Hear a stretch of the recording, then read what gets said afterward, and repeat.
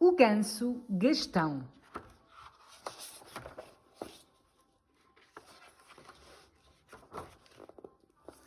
Um dia o ganso Gastão olhou em volta. Era igualzinho aos outros.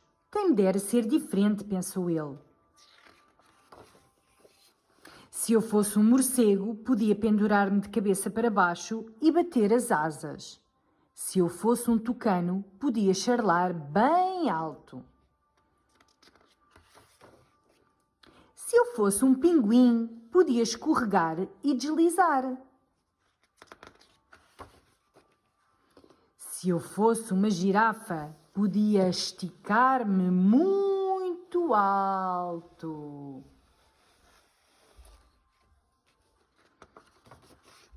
Se eu fosse um elefante, podia jorrar e espanadar. Se eu fosse um canguru, podia saltar, saltar e saltar. Se eu fosse uma avestruz, podia correr mesmo rápido. Se eu fosse uma foca, podia nadar debaixo de água.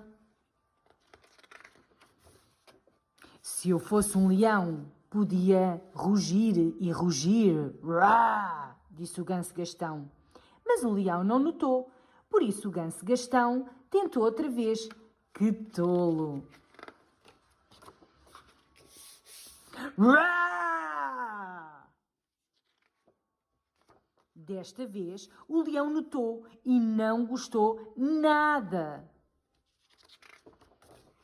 O ganso Gastão berrou e esticou-se, e nadou, e saltou, e espanadou. E deslizou, e bateu as asas, e correu.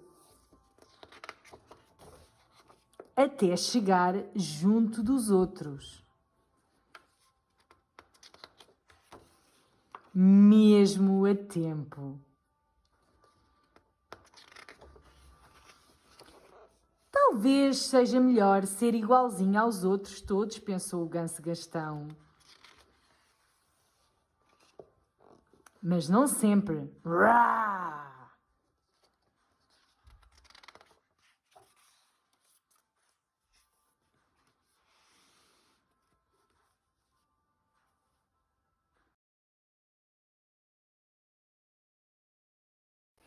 As sugestões que proponho para depois de ouvir a história O Ganso Gastão são sugestões de atividades de expressão motora.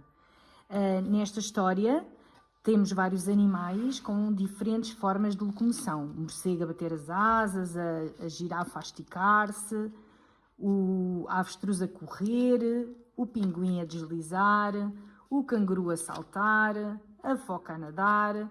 E, portanto, construí este cubo que podemos dar às crianças para elas utilizarem. Elas lançam e, de acordo com a forma de locomoção que sai, elas terão que imitar. Portanto, se sair a avestruz tem que correr, se sair o canguru tem que saltar.